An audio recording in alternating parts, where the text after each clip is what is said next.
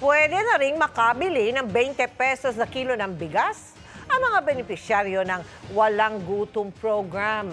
Yan po yung high-tech na food coupon program kung saan nagbibigay ang gobyerno ng mga card na pambili ng mga pagkain. Nakatutok si Dano Tingkungko. Simula ngayong araw, may mabibili na ring 20 pesos kada kilong bigas para sa mga benepisaryo ng Walang Gutom Program sa Barangay 69, Tondo, Maynila. Itong B20, dapat ang nakikinabang dyan yung pinaka-vulnerable sa ating mga mamamayan.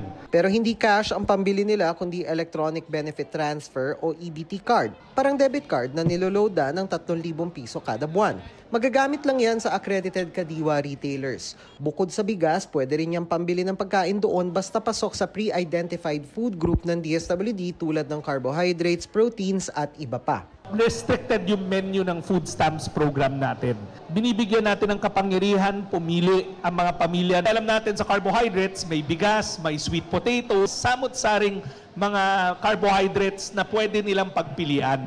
So, may portion doon na pupunta sa bigas. Gagabayan ng mga benepisaryo sa pamimili ng bibilhing pagkain sabay check-out sa kiosk na ito. Pagkabili ay may resibong ibibigay.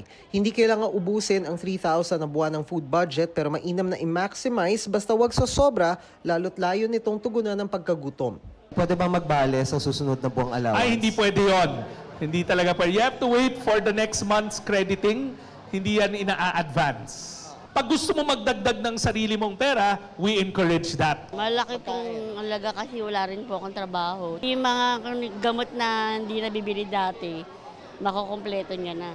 Binabudget ko po kasi unang-una po wala po akong anak na nagtatrabaho, kaya malaking tulong to sa amin. Kasabay nito, tuloy-tuloy ang implementasyon ng 20 pesos na bigas para sa minimum wage earner. 10 kilo kada buwan muna ang pwedeng mabili kada tao pero pwede itong madagdagan sa mga susunod na buwan. Hindi rin gaya sa ibang benepisyaryo, hindi nila kailangan ng EBT card. Direkta po tayo nakikipag-ugnayan sa mga employer. Yung po mga employer po nila ang mismo nakikipag-usap po sa atin at sila po yung mismo nagbibigay. Sa ngayon, nasa 120,000 minimum wage earner ang benepisyaryo ng murang bigas ng DA at layon itong gawing hanggang 1 milyon bago matapos ang taon. Hindi naman bababa sa 300,000 na benepisyaryo ng walang gutom ang nakikinabang din sa programa. Para sa GMA Integrated News, Dano Tingkungko, Nakatutok, 24 Oras.